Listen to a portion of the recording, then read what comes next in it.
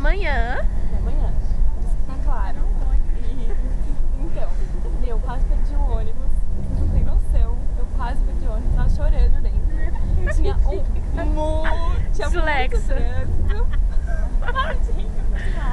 Muito trânsito, mas deu. Tô aqui dentro do ônibus, tô aqui pra Caraguá. Vai ter teatro mágico.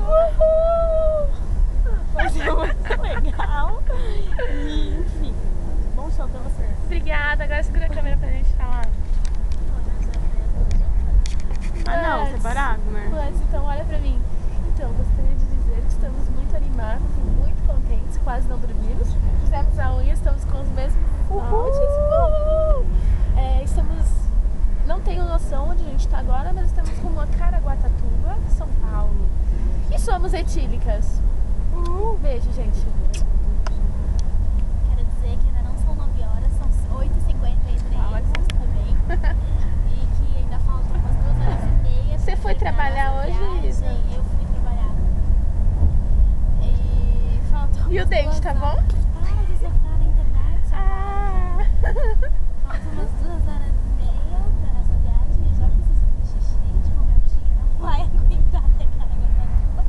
Mas é isso aí, meu. Deixa eu filmar o Qual caminho. o seu depoimento pelo atraso da Bia? Que eu tinha sido que o pessoal tava quase batendo. Mas tudo bem, né? Que a gente vai com os amigos. Deixa eu contar.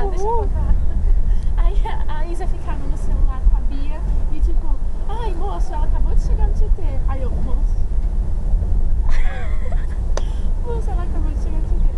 Moça, ela tá na escada. Moça, ela tá na escada. Aí ele pergunta, meu, qual escada que ela tá? Mas tem essa, ela tá descendo a plataforma. Quando eu vejo tem uma coisa loira correndo pelo terminal de chinelinho. E era a Bia, gente. Ela foi vir, deixa a estação, mostra só. E amanhã é brilhando mais forte que a estrela do norte. Gente, chega, senão vai acabar a pilha, né? Acabou. É o pequeno. Acabou.